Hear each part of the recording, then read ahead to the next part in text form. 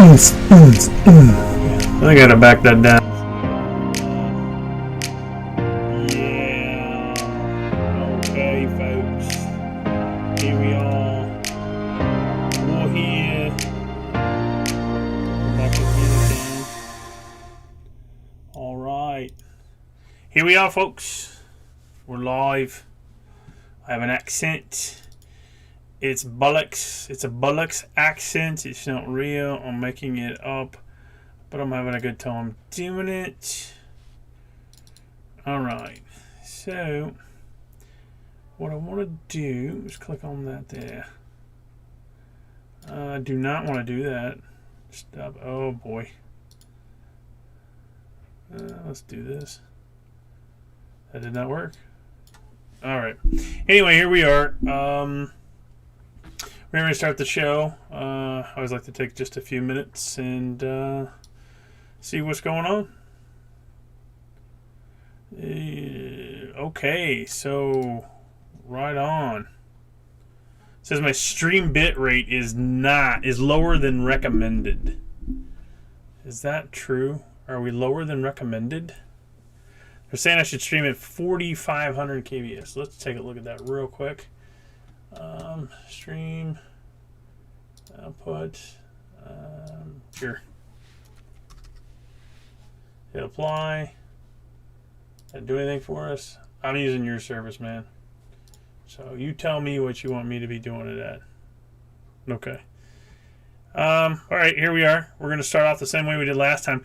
We've had a lot of comments come in from the Discord and such like that. Let's see. I don't know what's going on. All right, folks, give me a second. I'm going to put you back on the starting soon screen because we're having a little bit of technical difficulty here. Give me just a second, folks.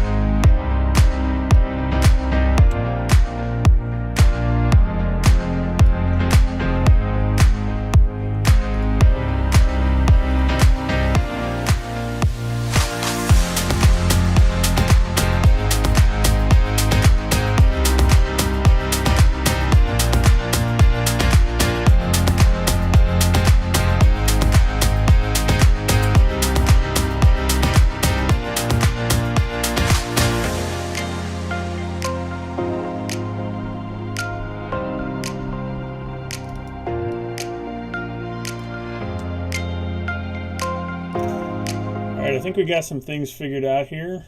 So here we go. We're going to try this again. We're going to go into the introduction part of the show. Okay. Hey, Davey from Connecticut. What's up? Not much here. The weather was pretty good today. Got rid of some of the ice and stuff. Hey, Dave, let me know if you can hear me okay, see me okay. Just kind of, you be my eyes since you're the first one in the chat, and let me know how things are going, okay? Because I'm just going to kick it in and go. What we're going to kind of do tonight is the same thing we did last time. I'm just going to run through comments. We have the Discord as well. For some reason right now Discord is telling me to bugger off. They're telling me to go away and that I can't get into it. So I'm not sure what has happened. So I'm going to try this again. Whoa, that is not right. I do not know what I put that login under. Anyway, we have a Discord. I'm going to post that in chat. I think I still have that. That is not it. Let me get that Discord address, which it logged me out so I can't get. Okay, saying my stream is healthy, and thanks, Dave. I appreciate it. Google owns it. Gmail just said, my stream looks healthy. Thanks, Doc. Thanks for figuring that out for me. Yay. Okay. What I'm trying to do now is we have a Discord set up that's starting to kind of take, kind of gets its feet under it and take off. I'm trying to figure out why it's not letting me log in, because I want to give you the address to the Discord. But it's saying, no, you may not pass. Which I'm not exactly sure what the problem is. So bear with me. I'm going to try to figure out how I did this. What did I do with that? My production assistant is not here right now. So I'm hoping maybe they can get this figured out and jump on the stream with us. The reason things are a little discombobulated right now, big word, one of my favorite words, is I actually work and then I gotta rush home, come home and try to get this stuff going and set up. I made the commercial, so that kind of screwed things up. My fault there. But what we're gonna do is start looking at comments, and I wanted to read the ones in Discord. So what I'm going to do is go ahead and start with the YouTube comments and anything that comes through chat, and then I'm going to move over to Discord once the production person figures out why I cannot log in to Discord. Okay, so here we go. Is everybody ready? I'm ready. Here we go. Bada bing, bada bam.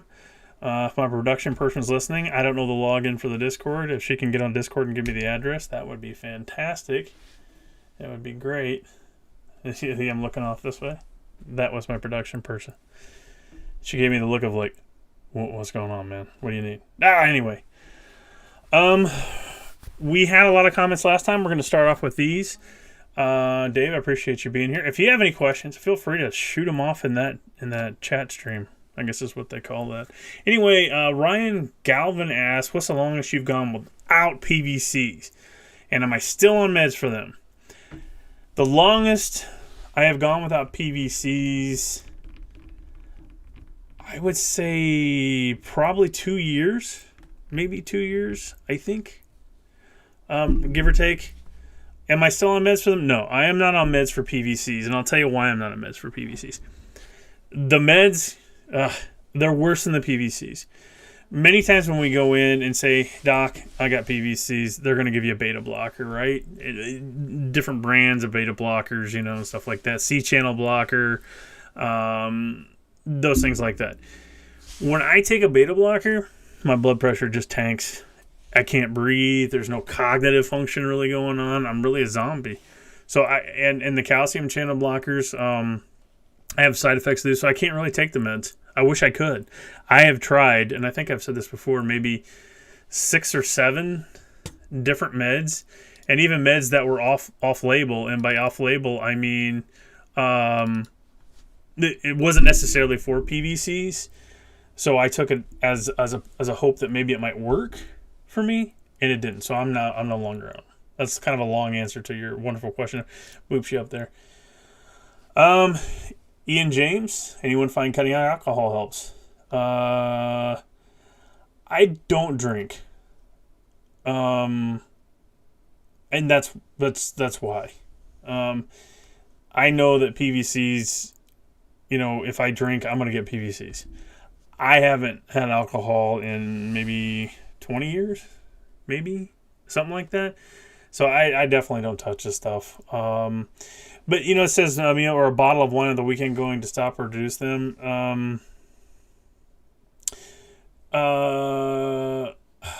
Everybody's different. I cut stuff out just to be sure,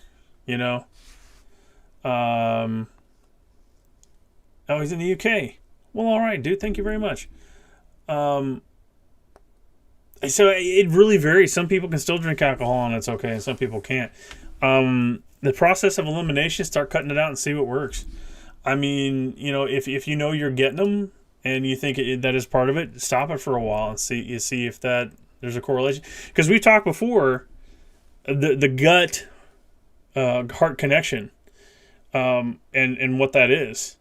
You know what I mean? So if we have problems with the gut, we have the heart. We've talked about the antibiotics destroying the biome in our stomach and triggering PVCs. So alcohol has an effect on that biome too. What it is, I'm not real sure. I'm not an expert yet. I'm never going to be an expert, I'll be honest with you. So thanks a lot for that. I appreciate that. It says 9, and I don't know the name. I'm sorry, I can't pronounce that. I'm sorry.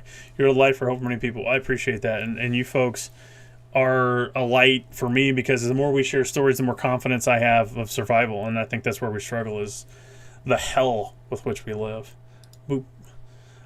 Thank you, Steve. You're really helping me. You're helping me too just by being here. Q smile. Thank you very much. What's that little red doohickey there? Oh, subscribe. I gotcha. Michael Thaub. Missed your videos. I'm glad you're back making videos. I hope your PVCs haven't been bad for you. God bless you, Michael. My PVCs haven't been bad lately, because I'm taking the multivitamin and the vitamin D. That seems to be the fix for me. Well, let's not call it a fix. Let's not say that. And always talk to your doctor before you do this kind of stuff. But it's helped me, right? The magnesium wasn't helping. And I've read that from a few people that magnesium didn't do anything. Citrate, all the different versions of magnesium.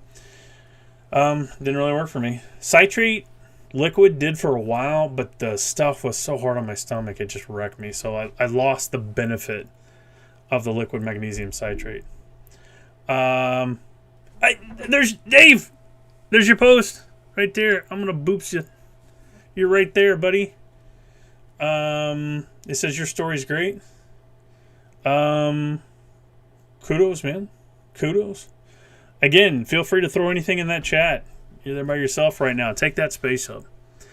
Ian, 3 days ago, these are probably there for years, but in the past year they are really noticeable. Pretty sure it's more stress. I can almost make them happen by thinking of stressful things like PVCs.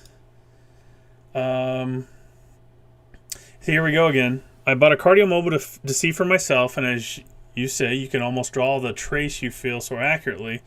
I mentioned it once to a doctor, he brushed me off. I'm going to try again this, making me feel I'm away on. Okay. Work is tough. My dad has terminal cancer and we can't visit him because of COVID. My mom died of cancer at 37. I had cancer at 43, now 50. Feels a bit fatalistic. UK based. Thanks for talking about this. This is the part that doctors don't understand. And I really get on doctors' cases because it doesn't have to be this way. And there are some great doctors out there. There really are. But this is the part they don't understand. This is the part that they do not put together for us. And that is, we have so much going on that is that the cause of PVCs? Maybe. But they're there. And like Ian here, he's like, it feels a bit fatalistic because of all the things he's had in his life. And PVCs are on top of that. And this is important stuff, and it's not to be dismissed. It's not to be brushed off.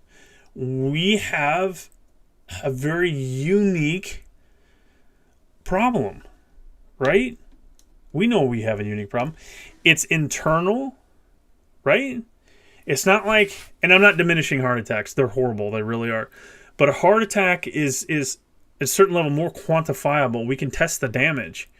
We can test the limitation to the cardiovascular system. But we can't do that for PVCs. If we do the echo, we're structurally sound. So you have PVCs, we don't care. You'll be fine. You'll live, move on. That's the medical side. That's the science side. And they may be right. But the mental health side of that, the human side of that is, no, we're not okay. We're struggling. We're barely getting by. Now, just having the PVCs is enough. And take our friend Ian here. Look what this dude's going through, man. And this doc brushed him off. That's not cool. He's even advocating for himself. I bought a cardio mobile to see for myself. He's not playing games. Ian's not messing around. He's advocating for himself, and when he did, he got brushed. Whether it's the UK or America, any other country, because I've had messages from other folks who say they get the same stuff in their country. You got to stop doing that, man. All right, I'm going to switch over here to the chat. And Dave says, been eating like a pig for the past 8 weeks. PVC subsided drastically. Eat healthy, do good, they come in force. And when I drink, they completely go away for the time being. Doctors have no answer. Dave, thank you for posting that. And I want to talk about this. All right.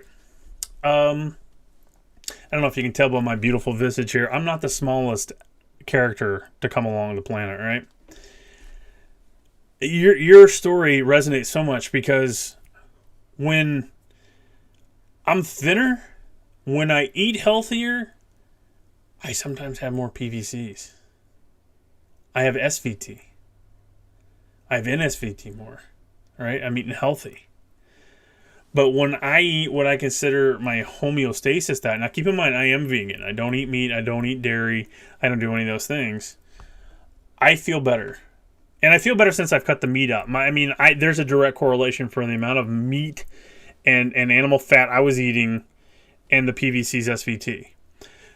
But having said that, when I did go healthy, even though I had a reduction, I still had them. But now that I'm eating and I'm just going to be honest with you, we're all friends here. We're all suffering from the same crap. I am vegan, but I love me a good Beyond Burger, dudes. The Impossible Burger.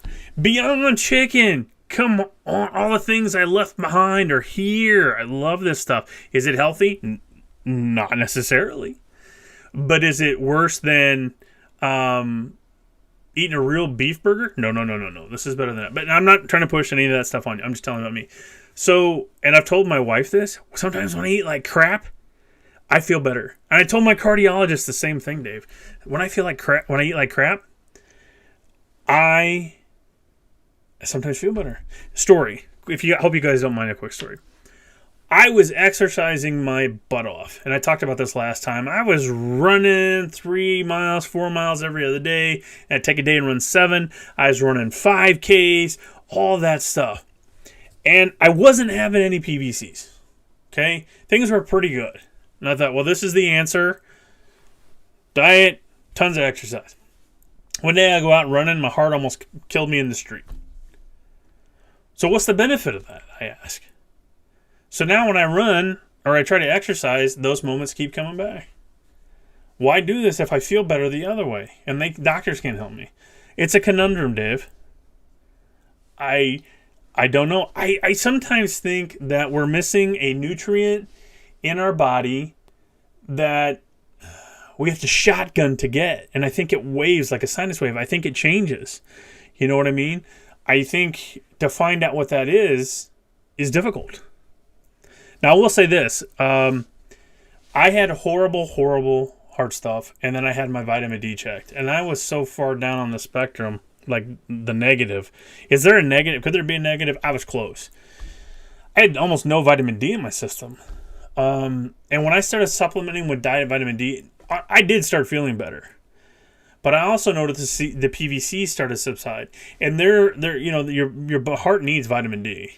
Your body needs vitamin D to be healthy. So now, when I supplement with the vitamin D in the multivitamin, there's something there that's working better for me. So, Dave, sometimes I think this is a shotgun process. But I also think, too, there's so many things to think, and I'm sorry I keep saying that is it when we eat healthy, we create a certain level of stress and change on the body that says, hey, whoa, chill out, dude. And then we have it. So I don't know. Dave, that is thank you for posting that. I hope we can find some more people that are similar to that, because this isn't a one-size-fits-all problem, folks. Some people can directly correlate it, like maybe perhaps Ian here, to stress and trauma in life. And then like Dave, if he eats like a pig, they subside. So we're not all the same. You can't go to a doctor and get a one-size-fits-all answer. Okay. Thank you very much, Dave. I appreciate it. And thank you for being here, buddy. Tommy's in chat. Tommy says, you ever tried Hawthorne Berry? I bought some from the bulk supplements for cheap. Also, the book Sinatra Solution has a section on PVCs. These have seemed to help me, but I never really had a history of PVCs until after COVID. Actually, I've never heard of that, the Sinatra Solution. Now, I don't know which Sinatra you're talking about, but I'm a huge fan of Frank Sinatra, Tony Bennett in that era, the Rat Pack guys. But I've never tried Hawthorne Berry. I don't know anything about Hawthorne Berry. So I'll make an effort to kind of look into that and see what I think for me. But it's interesting. You never had PVCs until you had COVID. And Tommy, I got to tell you, that was my concern and still is my concern with COVID. I'm a masker, and I don't mind telling you that I wear a 95 and a cloth mask. I double mask. Because I'm vaccinated and boosted, but I'm so worried that if I get COVID, especially when this thing first started, that it was just going to drive these things nuts. That I was going to be really laid out because I got COVID. Not only could I die, but was my heart just going to get stupid on me? So it's interesting that you didn't have it until after COVID. That really kind of makes me wonder, because the lungs, are fed from the heart and all that stuff kind of works together, as we all know. What's the side effects? What's the byproduct of that for folks? So thanks, Tommy. I appreciate that. And if you ever get an answer or read something on PVCs and COVID, by all means, please come in here or go to the Discord. If my person is in the Discord now, if they would go ahead and put the address in the chat, because apparently I can't get into it for some reason. It's not letting me into Discord. I'm about to punch a fool. Yeah, Discord. If you could put that in the chat, it'd be great. Okay, moving on. Let's get back to it. Robert, good evening, sir. I don't know where you're from, but I'm going to say good evening. Assume your male and say, Robert, good evening, sir. I've been going through this same crap since I was 18. I'm now 45. And doctor after doctor after doctor brushed me off, so I know exactly what you guys are going through. Robert, welcome to the club, or welcome us to your club, whichever the case may be. Yeah. I don't understand why it's so easy for them to brush us off. I don't understand that. Why would you do that to somebody? Honestly. It just doesn't seem like the thing to do. Now, difference in field, difference in scope and practice. I'm a mental health professional, so my job is to listen to people talk, to understand them, to figure out what they're doing and how they're doing it and so on and so forth, so I can be of help, right? Doctors do things a little different. It's called the medical model. And I think it's a little devoid of compassion and understanding. So, I see all these commercials, especially where I live, about the compassion. Our doctors provide compassionate and human care to our patients. My butt. No, I'm sorry. I'm not going to mince words on this one. My butt. I don't see that, especially for folks like us. We go in there and we tell them, we get brushed off. It's just PVCs, move along, PVCs, move along. It's more than PVCs. It's the effect on life. It's the quality of life. And I'm starting to beat my drum again. Tommy Post, has the vaccine seemed to have any effect on your PVCs? See, that's a tough call, because I got the vaccine and I got the second poke, and then a little later I got sick. It wasn't COVID. I was tested. So they put me on steroids, and they wanted to put me on steroids and antibiotics. Well, I took the steroids and immediately had PVCs. Now, it is a stimulant, so immediately had PVCs. Trigemini, PVCs, just constantly. A few runs of SVT, some atrial runs and stuff like that. But, that was the steroid. And I refuse to take steroids ever again. I don't care. It's going to have to be really serious for me to take a steroid or an antibiotic. But we've kind of talked about antibiotics. Dave V. Countless ER visits with unsustained VTAC blood work is always perfect. Another tip for tattoos our problem is 98% gut related. When I have a PVC, a second later my stomach growls everything. I'm on your side, Dave. I mean, I think there's a correlation here. I don't know if you can see this. Woo! Heart and stomach. Right? There's a huge connection here. And that's why I think, when we were talking about shotgunning food, when you eat a lot, they go away. There's something that we're getting nutrient-wise that's being absorbed into our stomach. I'm not a doctor. I don't know if this is true. That we're getting that nutrient that we need, whether it's magnesium, vitamin D, or something, we're getting. But when we diet, we restrict ourselves, we're not getting some nutrient that's being absorbed. And also, when our stomach is bloated, the biome is screwed up from taking antibiotics or other some nuts, eating just crap foods or whatever you will. We have problems.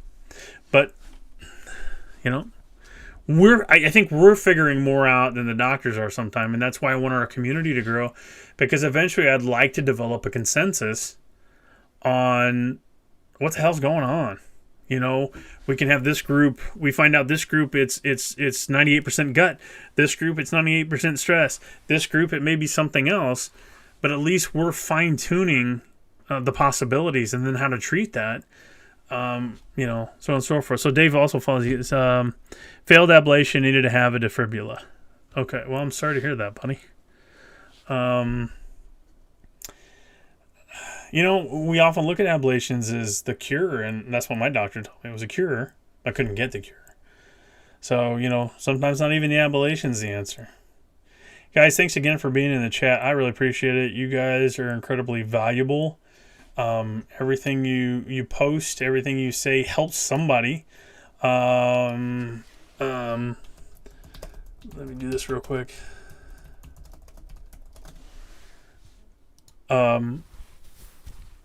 We help people. I don't know how many comments I get, private stuff. Thank you. And they thank me. And I'm going to thank you because we're a community. We're very much alike. We look different. We have different beliefs, different all that stuff. But we have this commonality that just drives us nuts. It's sort of our unifying dilemma that puts us together like this. So it's like we are together. We're stuck with this and we are dependent on each other. And I think we can help each other. And I think we can help others. So Dave, Tommy, Robert, thank you guys so much for being here. I'm going to move on with the messages here real quick. But feel free to fill that chat and I'll respond as I see it. So thanks, guys. This one's from Mad Westy. Hi, Steve. Thanks for sharing, mate.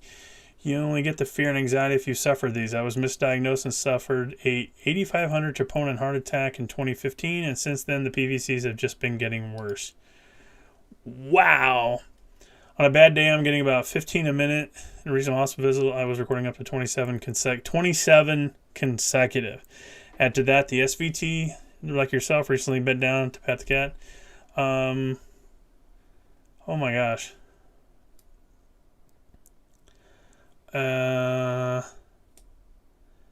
think I've read this one before, but I don't know if I read this or we read this on stream, but I'm going to go ahead and go through this.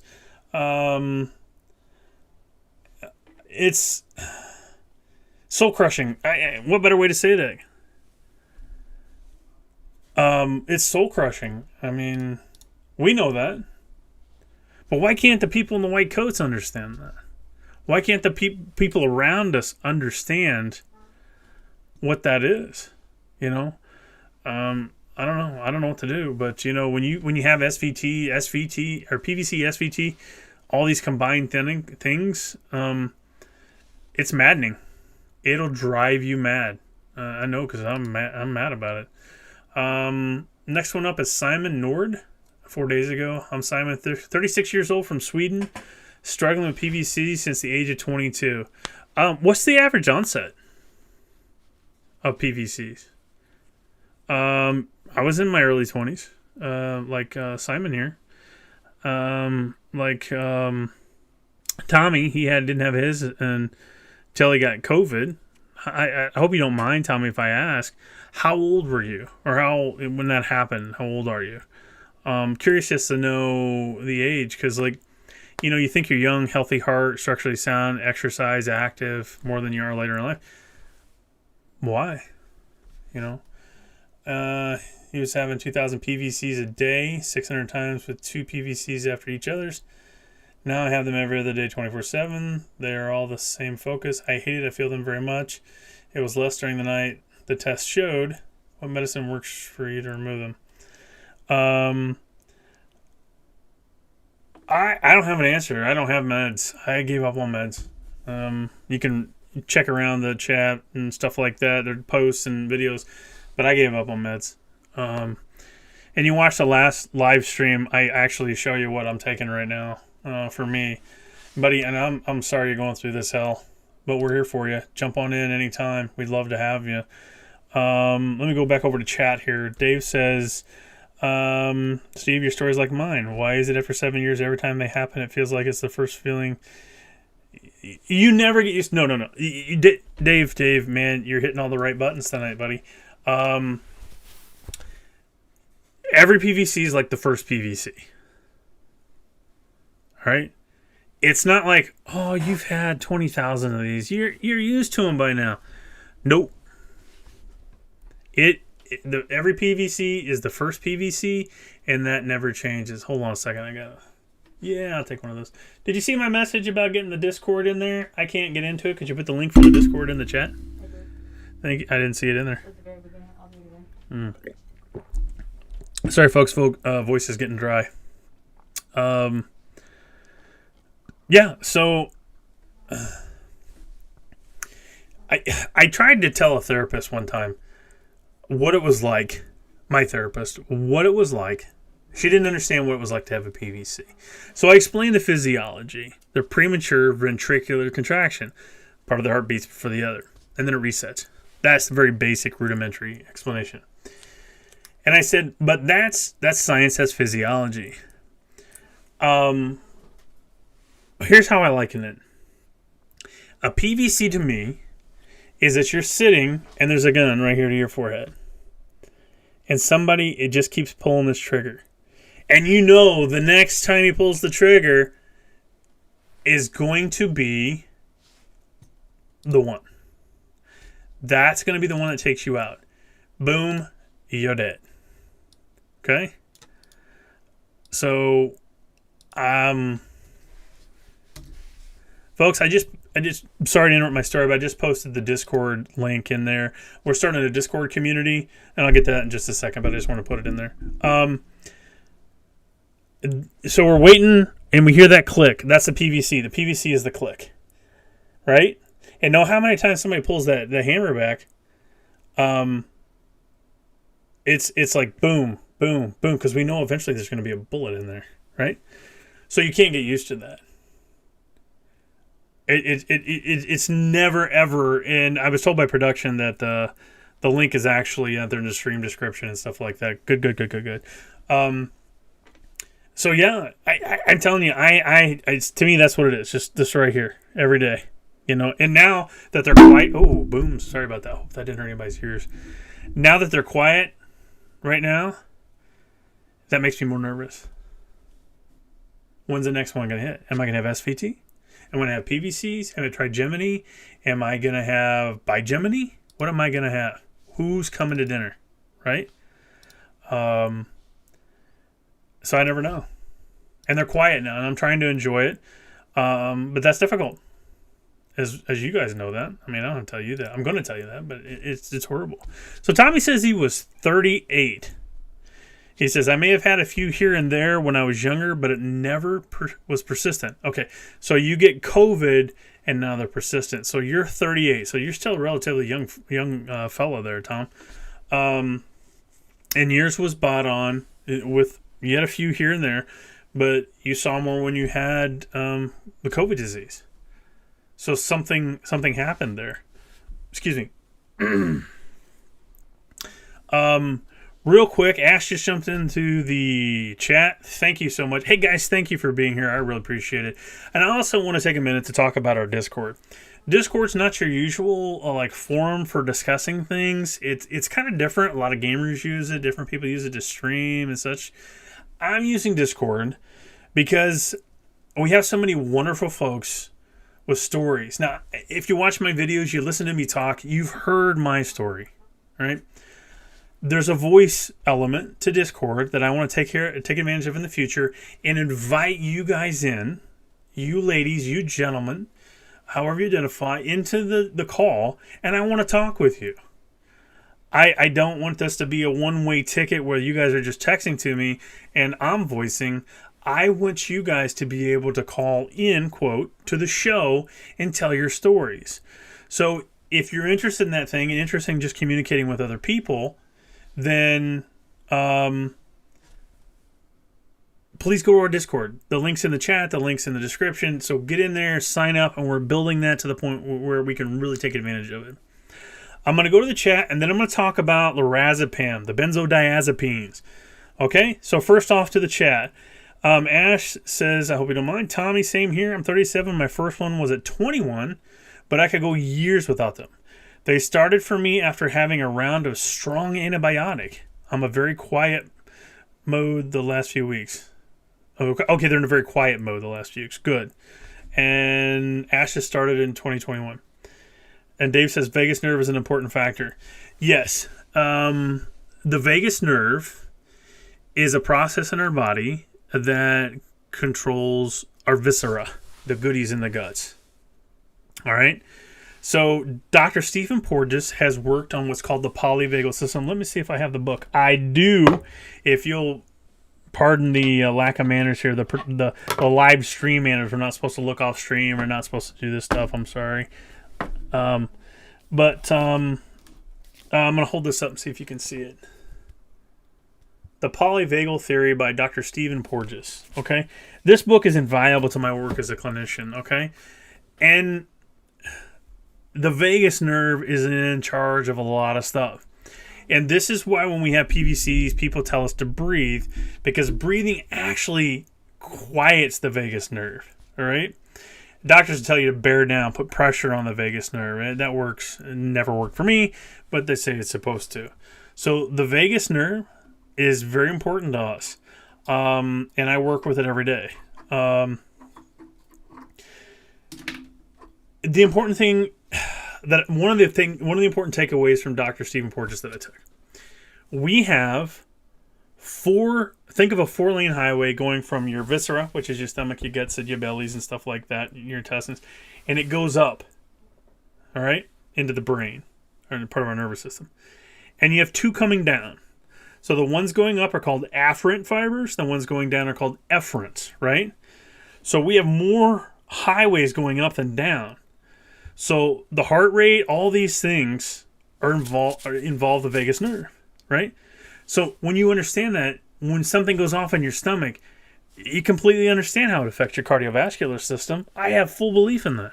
And I recommend you check out some of his work. Now, some of it will apply to us. Some of it, I think it does apply to us, but it's become more clinical for people that do like therapy and stuff like that. But it's very important to understand that vagus nerve. So thank you, Dave, for bringing that up. Thank you. Dave also says, Steve, thanks to you because not even the doctors know how we feel. No, they don't. I'll tell you a story about a doctor I had. I hope you guys don't mind the stories. I had a GP once. Dave, don't worry about it, buddy. We're getting it. You just keep posting away. I had a GP once that and this is going to lead into my talk about benzodiazepines, azepines, and lorazepam, Ativan, those things like that, okay? I had a doctor, GP, they couldn't understand my PVCs. Now, I had to get an appointment with my GP and then a cardiologist to get when I started this process really in earnest, to get anything resolved. So my GP tells the story. I was home, it was a Saturday, and I felt PVCs. She started having PVCs. What was the first thing she did? Sorry, I gotta stop using pits. She called her friend, the cardiologist, and got meds like that. No EKG, no stress test, no nothing. Said, this is what I have. I need the meds. He prescribed the meds. And that's what they did.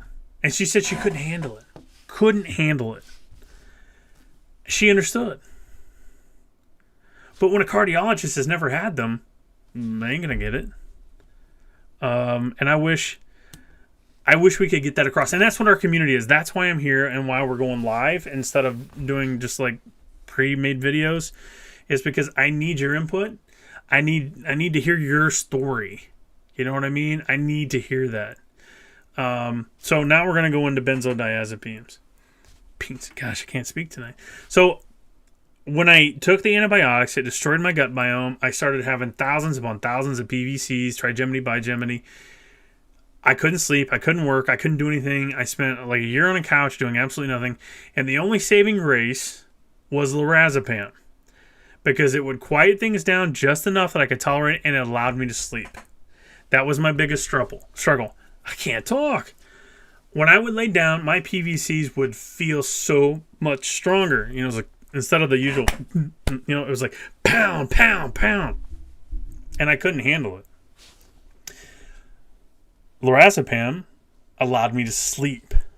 Okay? The problem is I became accustomed, dependent, I was never addicted, but it depended on that to get me to sleep. And when the PVC started to subside a bit, I stayed on the lorazepam. And I was on lorazepam for a lot of years. I never took it through the day. It was always at night before I went to bed. And I was on it for a lot of years. And I decided, I don't know, it's been about 6 years ago. I decided I don't want to take this stuff anymore. I started reading about the side effects, the potential damage to the brain and all this stuff, and people are just unsure what happens. So I decided to wean myself off of it. I started the process. It was horrible. It was horrible. It was one of the worst things in my life. Set off the PVCs when I started slowly weaning off of it. The PVCs would kick in. I couldn't sleep. The anxiety went through the roof. All these things. And I did that to protect myself against the PVCs. And here I was now coming off of it and was exacerbating the PVCs. And there were side effects to coming off of that. There were withdrawals. I had withdrawals for about a year or a year and a half when it went off of the diazepam, lorazepam. My personal belief, talk to your doctor, whatever's best for you is best for you, is I wouldn't touch those things again. I don't care how many PVCs I had. And that was something had mentioned in the Discord that I was unable to see. You know what? I'm going to try something here. Give me just a second. Boop. I'm looking this way because I got a screen up. All right, so I'm going to go in through my other Discord. And that was Henderod. I'm sorry, Henderod. I just got back into the Discord. She says, yes, working with, okay. Henderod asked, nobody take lorazepam? Issues? Ann says, never taken it. And anyhow, I believe it's hard coming off benzos anyway with increased anxiety. Have you consulted you before coming off? This is why I brought this up. It does. Your anxiety, my anxiety went through the roof when I started coming off this. Every part of me buzzed. I felt like I was holding on to an electric fence every day, every minute of every day. And it became unbearable. But I'm off of them. I'm truly off of them. I haven't taken them in, I think 5 years now, 4 years, whatever, 6, whatever it is. So it became a crush for me. And I was very worried about that. So, I'm never touching a benzo again. I'm never going to touch him again. Okay, to this chat. Let's get up with that. I actually asked, Steve, do you think the PVCs became stronger when you laid down and slept due to your heart rate is lowering? I read slower heart rates give more time for PVCs to happen. Ash, great thought there. I don't know. For me, it happened immediately when I laid down. Instantly. My heart rate could start slowing at that point, I guess. But it seemed like it happened immediately. And oddly enough, more on my back. When I lay on my back, I had more of them. When I lay on my side, they seemed to less. My right side, it seems to be... Then they seem to be less intense. Now when I lay down, I have 2 or 3, they're gone, and I can sleep on any side I want to. So I'm not sure. That's a great comment. I don't know. Great question. Anybody got any experience with that they'd like to chime in with? I would greatly appreciate it. I experienced asymptomatic bradycardia during sleep, laying down, verified normal and benign, structurally normal heart. Yeah, bradycardia during sleep. You know what? I'm going to have to go back and review my latest 7-day Holter because my heart rate did get low, indicating bradycardia. So maybe you're on something there. Maybe that was, um, maybe that was part of the problem. I don't know. Thank you for bringing that up. That's a great question. Great comment, great thought. Thank you, sir. Or ma'am, sorry, I can't remember. And then DH says, oh, and by the way, hello everybody. Steve, hope you're doing well. Thank you. I am doing well. I'm tired today. And let's go there.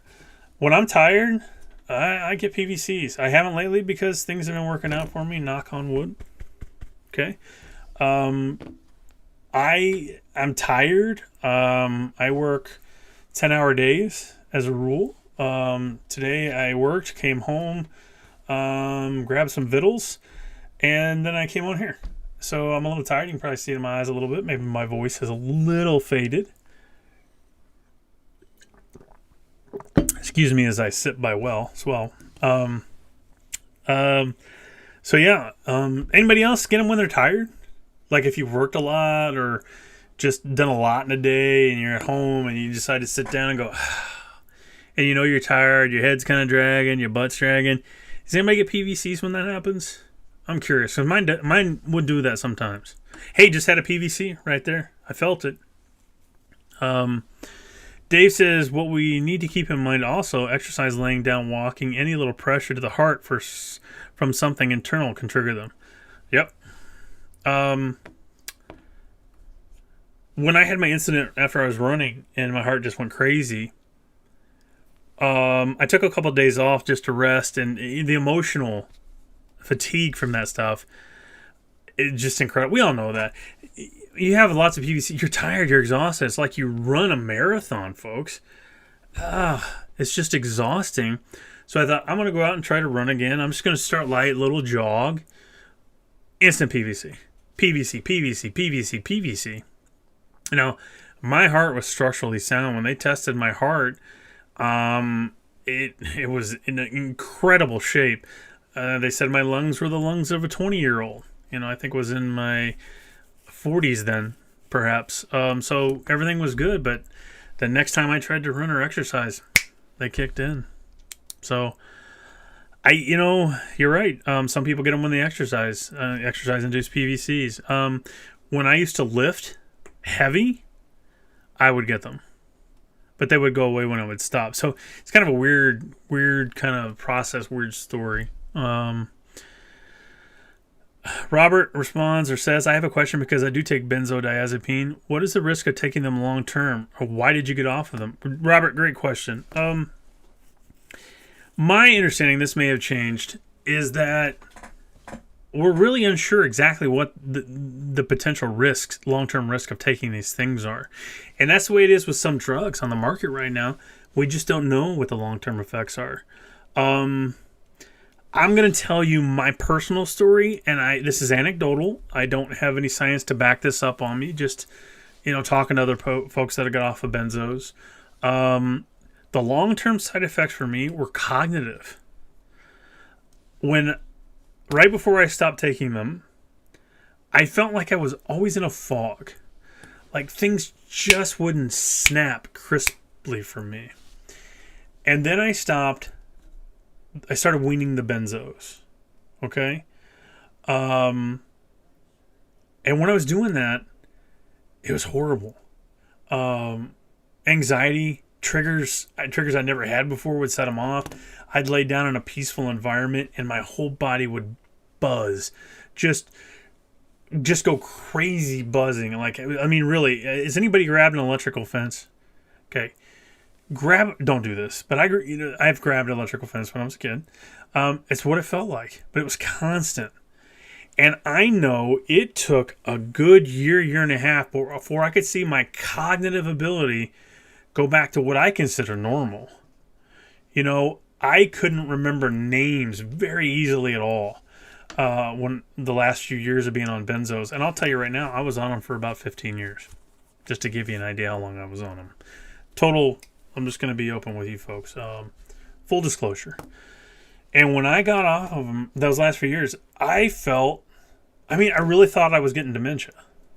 I really thought I was getting Alzheimer's. Right? So when I got off of them, when I started weaning, it got worse. But then I could feel it slowly move the other direction. I could feel my brain start to clear. So it was like, this is incredibly difficult. This is horrible. This is probably one of the most worse than the PVCs. If that says anything to you folks, it was worse than the PVCs. All right. Hold on a second, folks. I need to have somebody check the chat. Weird.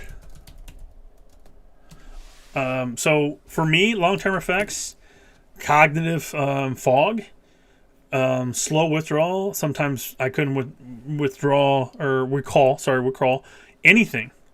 Now I don't have that problem. I can usually recall a name. I hear a voice. I can tell what it is.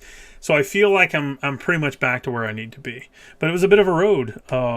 It really was. Robert. So I don't know if that helps you, but there are a lot of people out there like benzo withdrawal groups. You can check out what the consistency of the symptomology is for withdrawal, and see if any of those fit for you. So great question. Ash, I'm sorry, DH. Crazy, I don't understand it myself. I was exercising and lifting weights, eating clean, and out of the blue, I started having them like crazy. All right.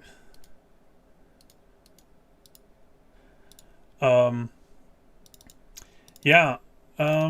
What? I don't know. I wonder. Okay, who was it that was talking about that? Dave.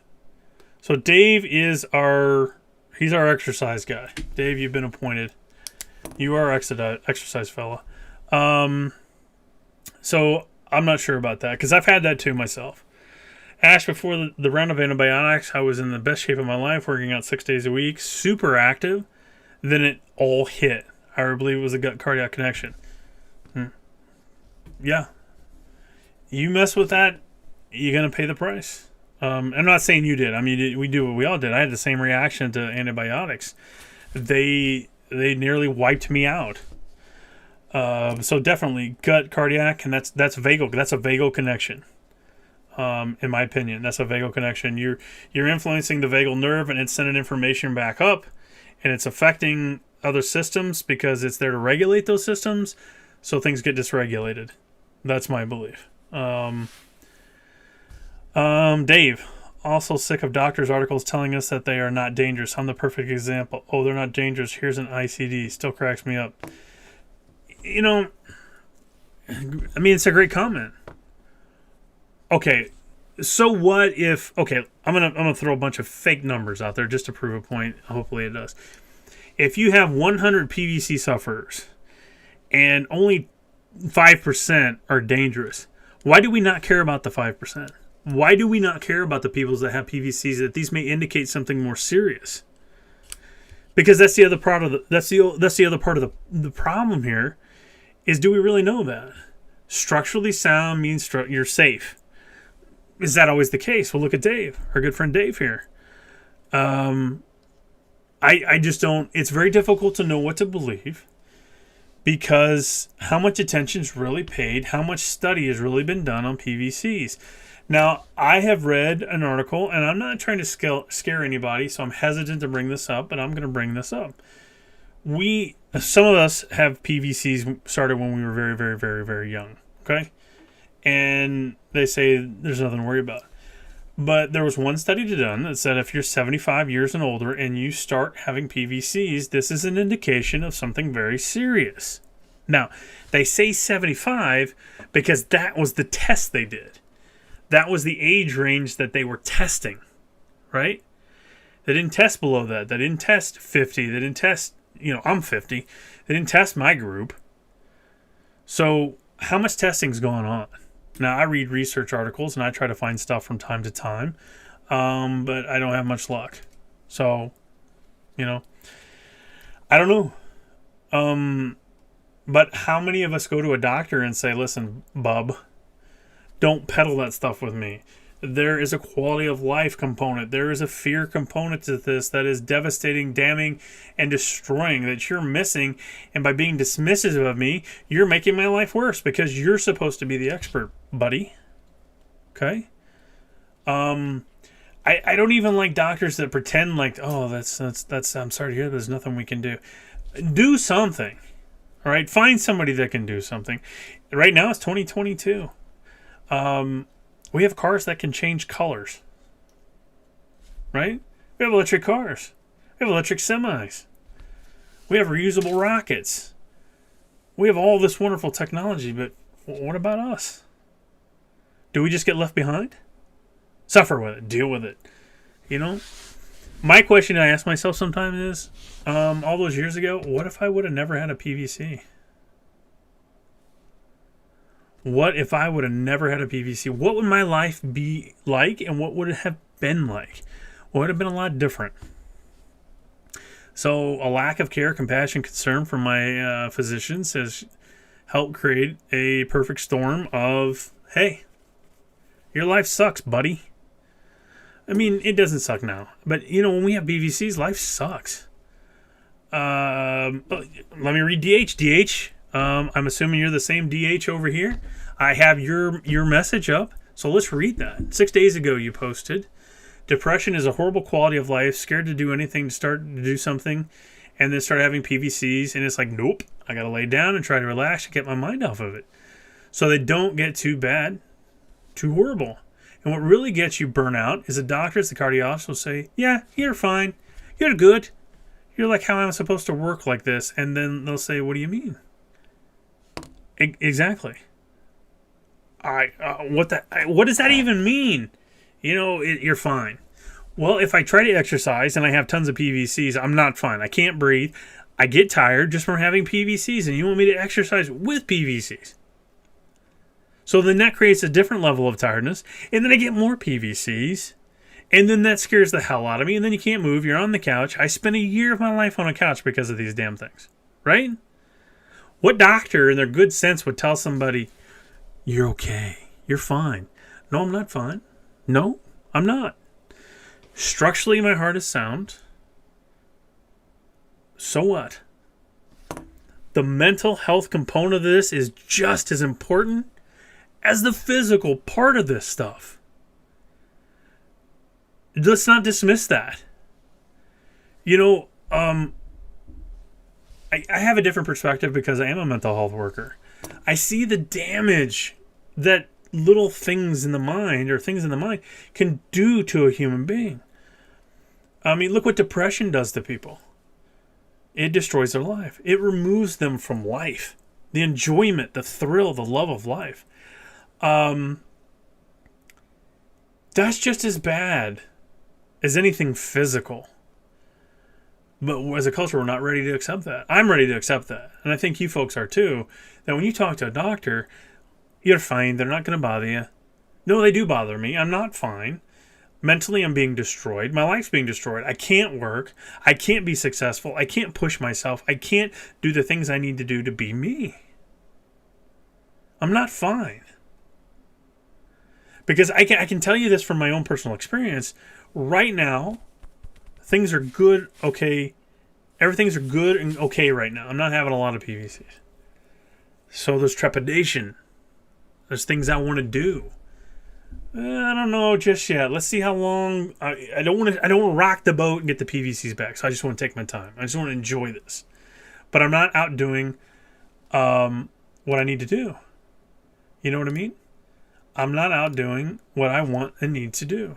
So yeah, I get it. And I feel like I'm beating my drum here, but I think we all feel the same way. Back to the live chats. I think we're on Leadfoot. Oh, a great name, because that totally identifies me when I drive. Let's see, Leadfoot. Well, add me to the list. I'm from outside of Chicago, age 57, had them since age of 10. Oh my God, just about fell off my desk. You've had these since the age of 10? I'm a union carpenter and working musician. I have them while on stage 2. Thank you for being here. Very difficult to live with. So glad you put this together. Maybe our only hope. Doctors are clueless.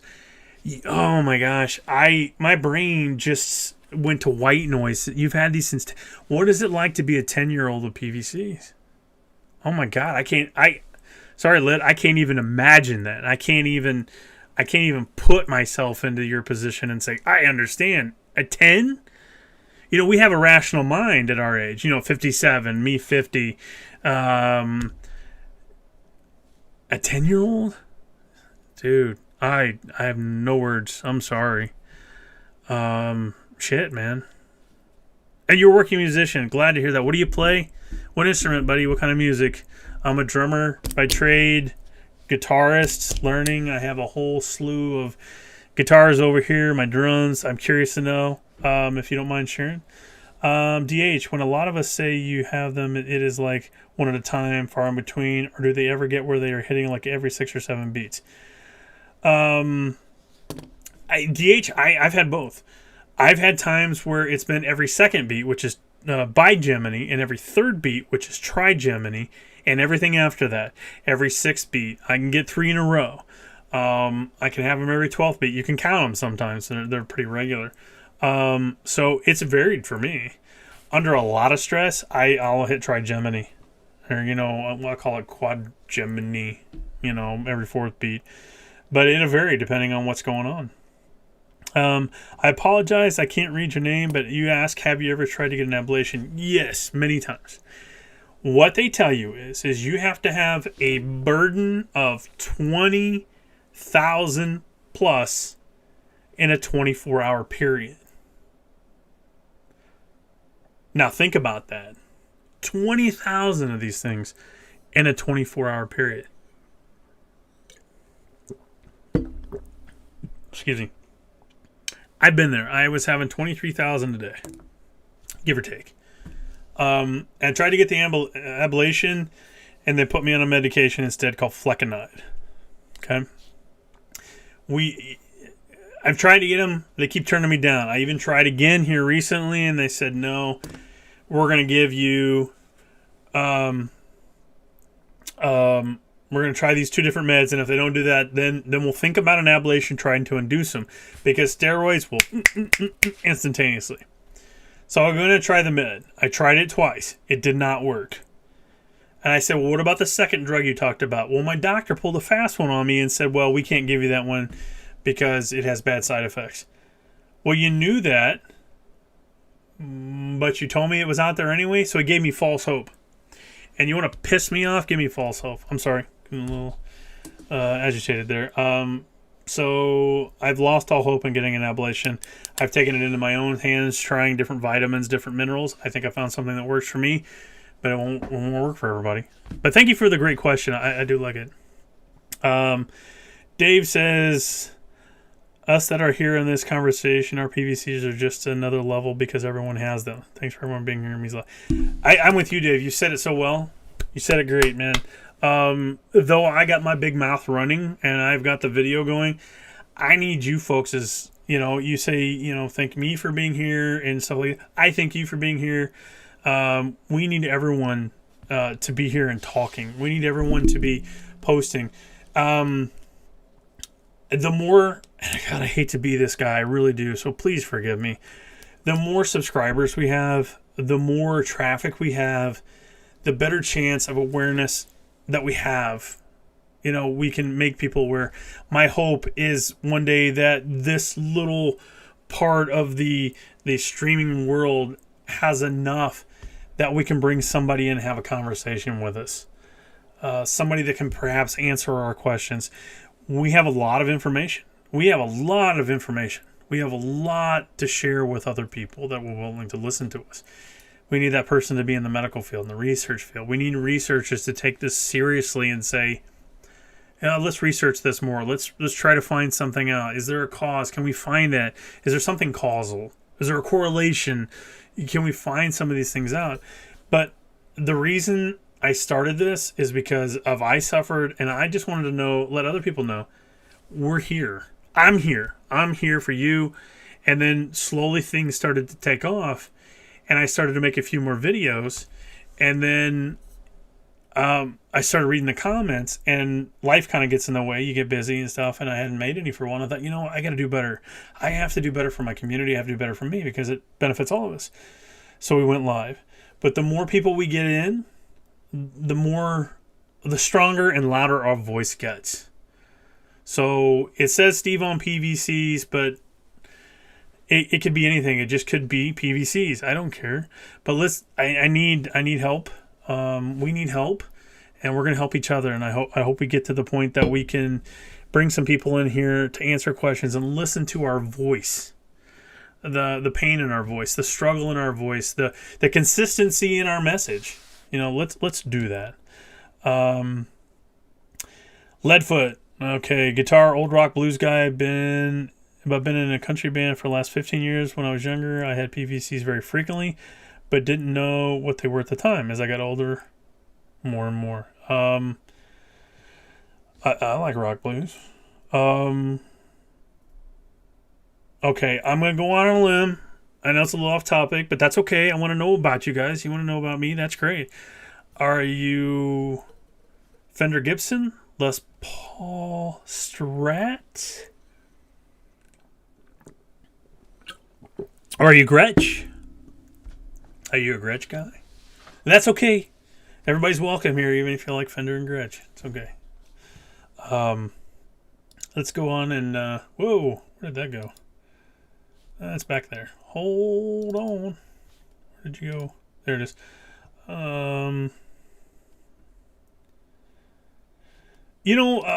My production person, excellent point. Thank you very much. Production person. This channel isn't just for people that struggle with PVCs, PACs, SVT, and SVT, heart attack, heart failure. One comment that I remember, and I don't know where I got it. I don't know if it was here. I think it was here. Was that this lady, and I hope I relate this right because I'm not remembering this correctly, said she watched one of my videos, okay? And she said she had a loved one who had PVCs and she never understood it and just like, blah, get over yourself. Because you can't see it, right? It's not like you lose your arm. She watched the videos and said she had a new understanding of what this meant. So this isn't just for us. It helps if we have people that are family members and other people get in here and read our stories. That's how we build alliances. That's how we build allies, I think. And that's how we help not only ourselves, but we help others as well. We help people understand that hey, we're not alone. This stuff is serious and it bothers us. It's very serious to us. So, keep that in mind too. I'm hoping we get some of those folks in too that can become our allies and share our stories from a position of like, I don't have this, but I know it's serious, if that makes sense. Chat's heating up, so I'm going to go over here back to chat. Leadfoot says, I'm starting to realize how many people have this problem. You're onto something really great here. It gives me hope for this crazy problem. Thank you. Thank you. Just being here, Leadfoot, is amazing. Dave, DH, Ash, the names I can't read. Everybody. I mean, Tommy. It's just, we need everybody here. It's almost like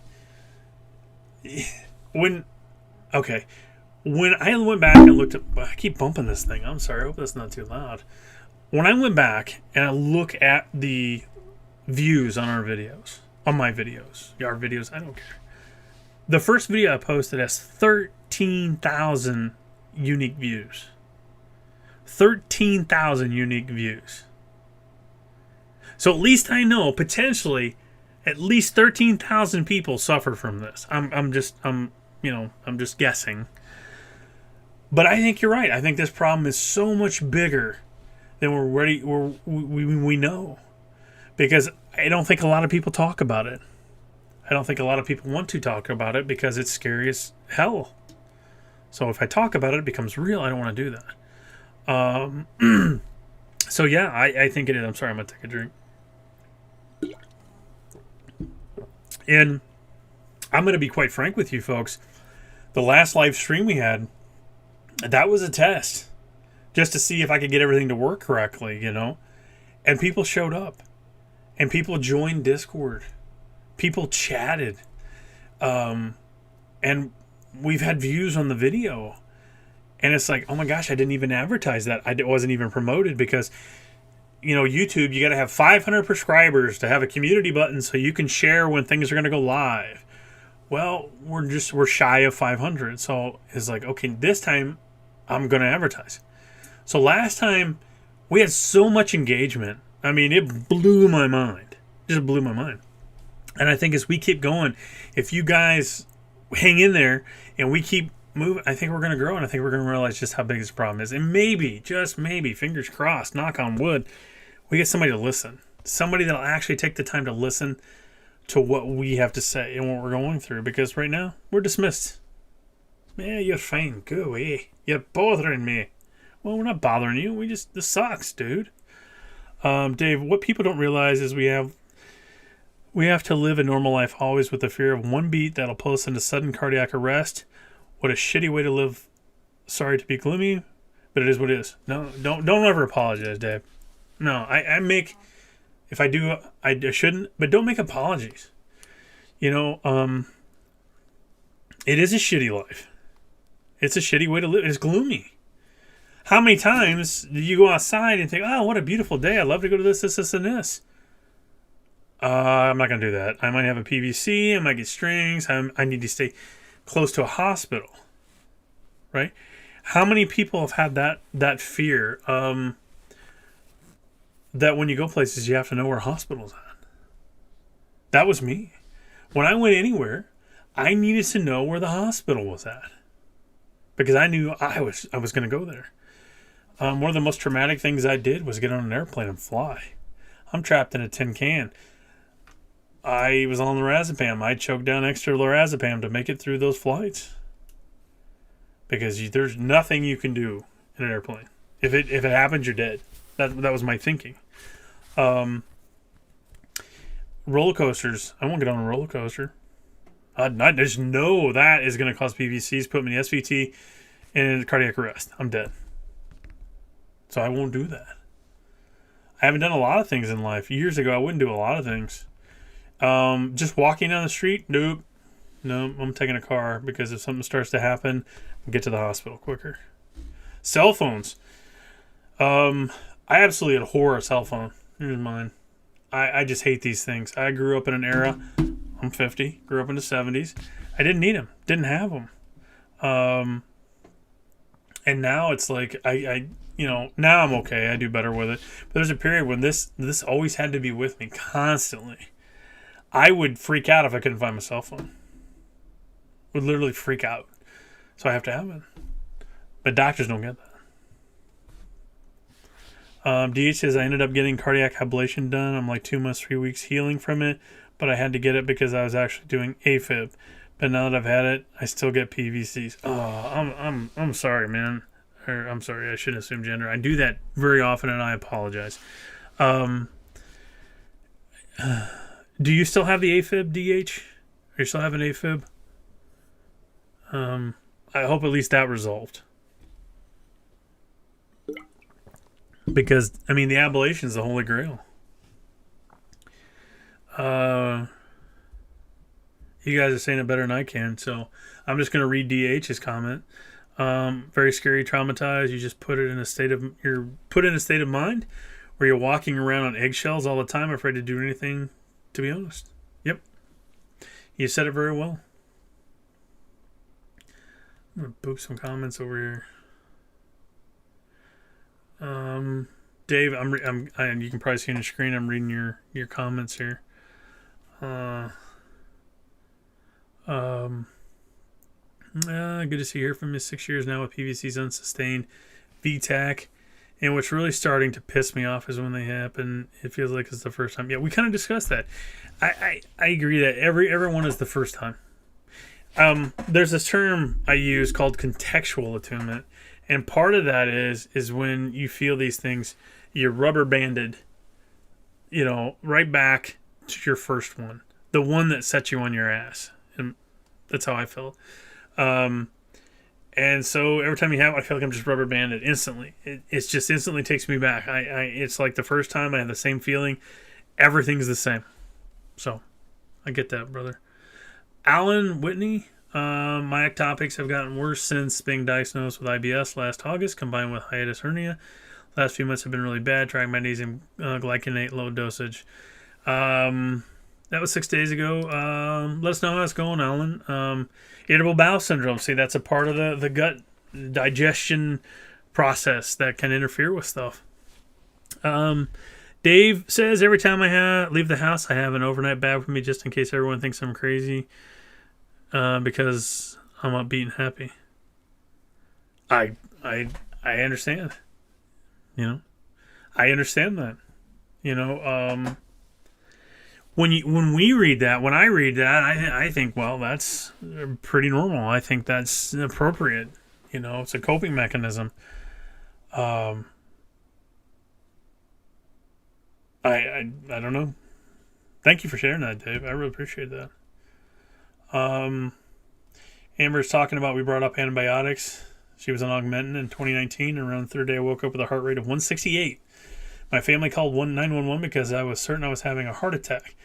The paramedics summed it up to a panic attack, but I've had panic attacks and this felt so different. This was like a click in my heart and a sudden rush that woke me up.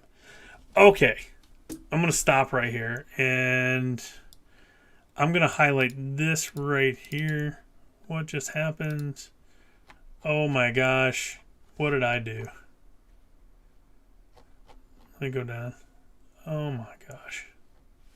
Hold on, folks. I did something crazy. It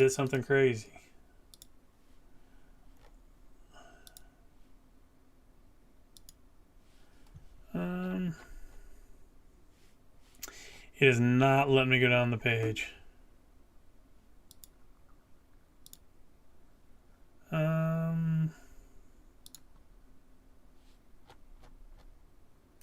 Wow. Okay, there we go. There she is. Oh, whew.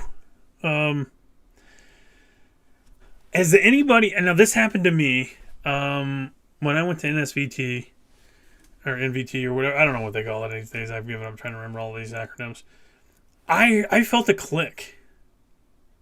Like I heard it and felt it in my heart. It was like click, click, click, click, click, and then my heart went into SVT. I mean, my heart rate got up to like 2 something, I think it was, but there was a click. Has anybody else heard a click? And any of the times they've had PVCs, SVTs, anything, I'd really like to know, because Amber, thank you much. If you ever come back and read and check on this stuff, that click, that was traumatizing. So I hope you never have to feel that if you haven't. Okay. Let's see. Dave says every time, yeah, ER visit just in case. So you take the bag. Yeah, absolutely. It's like that old thing. Back when I was a kid, Mom always said change your underwear when you leave the house because you never know when you're going to be in an accident. Well, when I leave the house, if I have to go to the ER, I need to be prepared. Anybody else get a sense of security when they're in a hospital? Like a little bit of security, like knowing that you're there? I'm just curious. DH, hey, we're into some of your posts here. Let me poop that one down. What do we got here? Yeah, a person gets one or... Yep. Why is it so hard for doctors to understand that there's a panic involved? And that there's... I don't know. They don't understand the mental health element of this stuff. I don't know how to get them to understand it. Anybody's got any ideas, let me know. All right. So we're coming up. It's about 20 after. We got about 10 minutes left to the stream. I'm going to start closing things up and remember where we are on our comments here. I think we covered some of the Discord. Okay, Dave says big time sense security went in the hospital. Yeah, okay. Yeah, I don't know what it is. I was in one time because I had a lot of PVCs, and I had PVCs with pain, and I thought it was a heart attack, and so they kept me overnight, and I slept well. I still had the PVCs, but I slept well. Being in the hospital, it was like, it was almost like I'm hooked up to the machines. Everybody else can finally see this. They will help me. I'm good to go. Of course, it didn't work out that way. I was released and told to take, beta blockers, which I told them I couldn't take beta blockers. They actually gave me beta blockers in the hospital. Genius move. I'm going to mark this here with a boop, DH. So we're 10 minutes from ending the stream. I really appreciate everybody being here. We're going to continue to go through comments. I really like some content idea. I like our engagement. I love the chat. I think you guys are doing amazing. I think you're helping a lot of people. If you haven't, try to get in the Discord. And I think maybe we'll do this a couple times. And I think maybe it's time to start inviting people in to the call so we can chat live on the show. Because I can sit here and talk all day, but I'd really like to hear what you have to say in person. If you feel comfortable, that's the thing. We'll work on that as time goes on. Dave says, I have an ICD, still doesn't offer mental security. I don't have that, and I can't imagine having that, but I can't imagine it not giving me much comfort, knowing that that's in there. Yeah. I don't think it would give me much comfort. Hang in there, buddy. Keep coming back. Your engagement is very helpful. Let's put it that way. So if you would think about content, if you're a gutsy person and don't mind talking on stream, send me a message, send me an email, a post on Discord, and we'll start looking at opening this up to calls. Because one of the things I loved growing up, before we had the internet and podcasts and all this stuff, was just listening to the radio and people doing call-ins. That was so cool to me, to know that just the average person, just normal schmo, could just call into a radio show. I did it a couple times myself. It was great. And I like that energy. I like that vibe. And I hope that maybe we can do something here in the future. So look me up, get in Discord, send me a message in Discord and say, hey, I'd be interested in coming on and talking to you for a little while. And we'll get the technology figured out. And we'll see about getting you guys into this stream. First we'll do audio. And I'd like to, my hope is to get the Dr. Sanjay Gupta to come in and pay us a visit and do stuff. But I don't know. I think we've got to be a little bigger for him. Maybe not. I plan on reaching out to him because I'd love for him to answer our questions.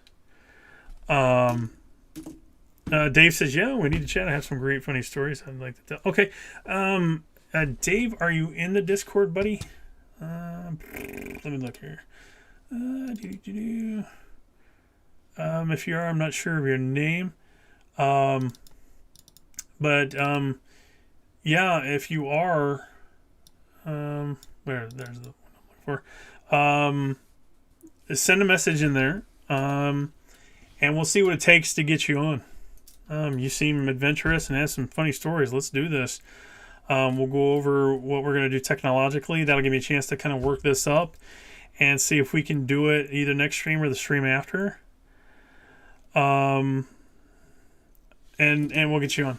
I think it'd be great fun. And it'd be nice to hear the voice of other people to talk. And I have no problems inviting you guys in. I think it'd be great to talk to you folks and let your voice be heard in these videos. Let you guys tell your stories.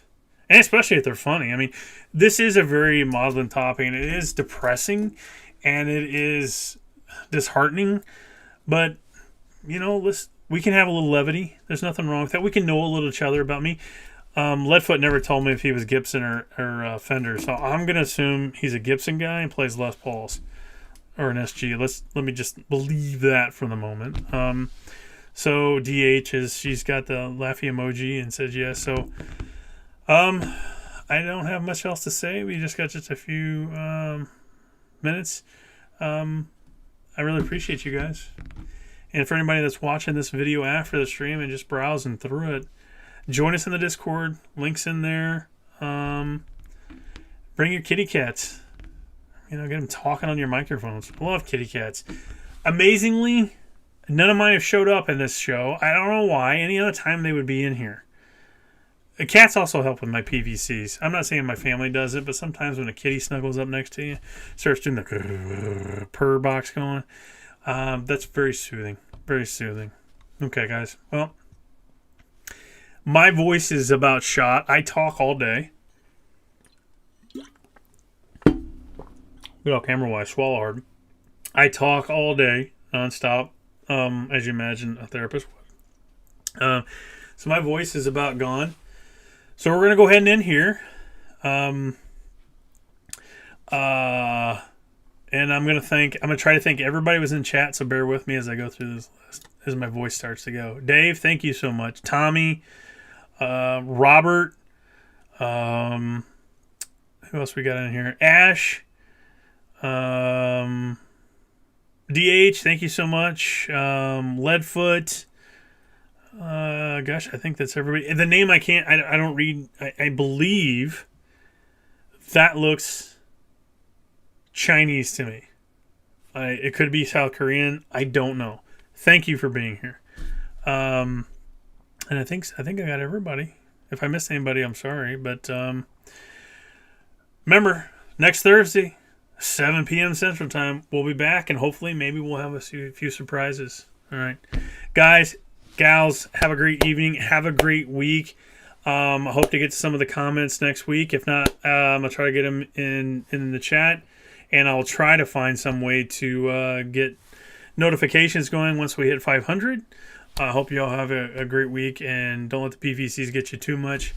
Hang in there, and don't forget, if you could, remember the show, and as I look over to make sure it works, please subscribe, because once we hit 500, I can actually do announcements and stuff that are beneficial. Have a great night. Thanks, guys.